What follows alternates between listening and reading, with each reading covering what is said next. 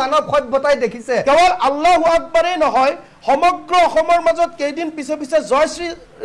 ৰাম ধ্বনি দি পেলাই মুছলমানৰ ওপৰত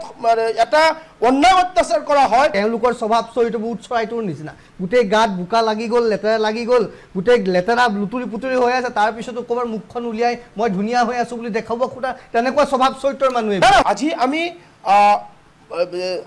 আমি অনুতপ্ত কৰি আছো যে আমাৰ ভাৰতবৰ্ষৰ এটা অংগ আৰু তাত যে এনে বেয়া ধৰণৰ পৰিৱেশ সৃষ্টি হৈছে এইটো আমাৰ যিটো নেকি আমাৰ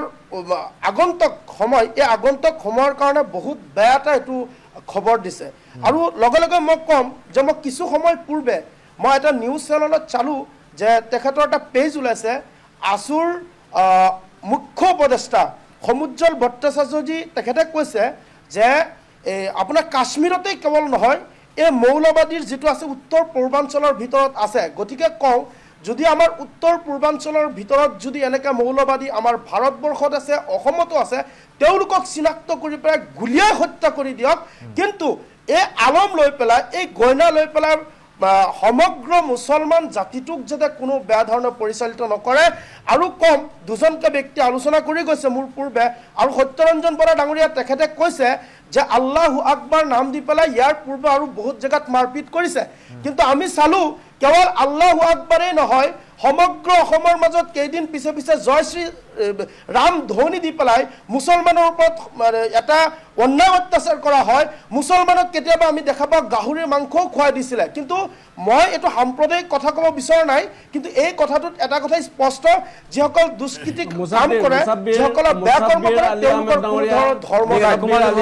আপোনাক এটা প্ৰশ্ন কৰিব খুজিছো আপুনি গুৰুতৰ অভিযোগ উঠাইছে জয় শ্ৰীৰাম কৈ হিন্দীয়ে মুছলমানক মাৰিছে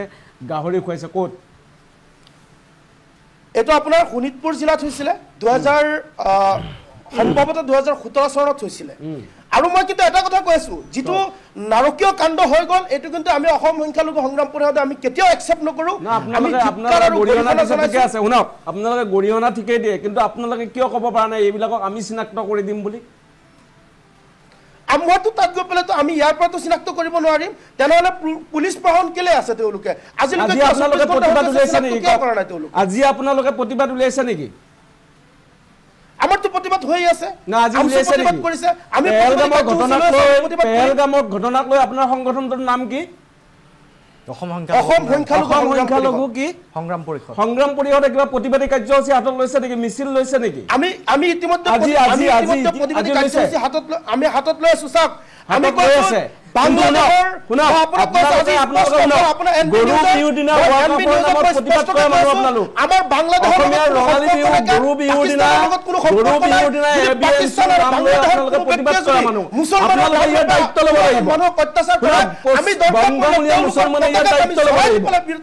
বংগমূলীয়া মুছলমানে ইয়াৰ দায়িত্ব ল'ব লাগিব অসমত যি জাহাজ বেলেগ কোনো অসৎ বালিকাটো বংগমূলীয়া বেছিভাগ মুছলমানে কৰি আছে তেওঁলোকে ইয়াৰ দায়িত্ব ল'ব লাগিব ঠিক আছে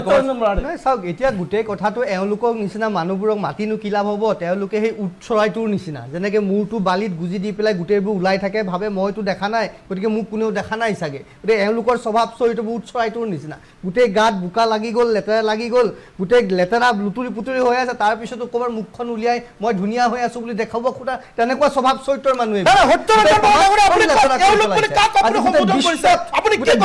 মানৱ সভ্যতাই দেখিছে তেওঁ যিসকলে ভাতৃত্ববোধ সমন্বয়ৰ কথা কয় তেওঁলোকে যে আজি নাঙত বিবস্ত্ৰ হৈ পৰিছে গোটেই মানুহৰ নামত মানৱতাৰ নামত শান্তিৰ নামত সভ্যতাৰ নামত সংস্কৃতিৰ নামত এটাৰ পিছত আন এটা বৰ্বৰতা এটাৰ পিছত আন এটা হিংসুক ঘটনা তেওঁলোকেই কৰিছে আৰু তেওঁলোকে একো কৰিব নোৱাৰে তেওঁলোকে কেৱল দেখাক দেখি আপোনালোকৰ সংবাদ মাধ্যমত আহি কেৱল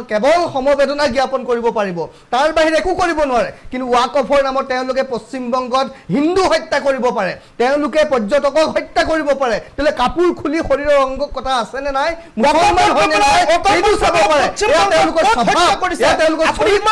তেওঁলোকে কেৱল ৰাজনৈতিক সিদ্ধান্ত যদি বিবাদ সৃষ্টি কৰি আজি মই আপোনালোকৰ এই মঞ্চত আজিলৈকে দেখা পোৱা নাই কোনোবা কৰোনা 2017 চনত জয় শ্ৰী ৰাম আমাৰ কোনোবাই আলোচনা হ'ব লাগে ইমান ডাঙৰ এটা গাহৰি মাংস খোৱাৰ আজি মই এই মঞ্চৰ পৰা সৃষ্টি হৈছে আজি মই এই মঞ্চৰ পৰা কৈছো কিন্তু কালি যদি কোনোবা মৌলানা মুফতি আহে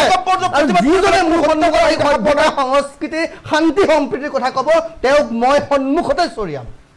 মই এই মঞ্চত কৈছো কোনোবা মৌলানা মুফতি যদি কালি মোৰ সন্মুখত আহে আৰু তেওঁ আহি যদি শান্তি সম্প্ৰীতি ভাতৃত্ববোধ সমন্বয়ৰ কথা কয় মোৰ সন্মুখত মই তাতেই চৰিয়াম তেওঁ মানে প্ৰতিগৰাকীৰ ভিতৰতে সেই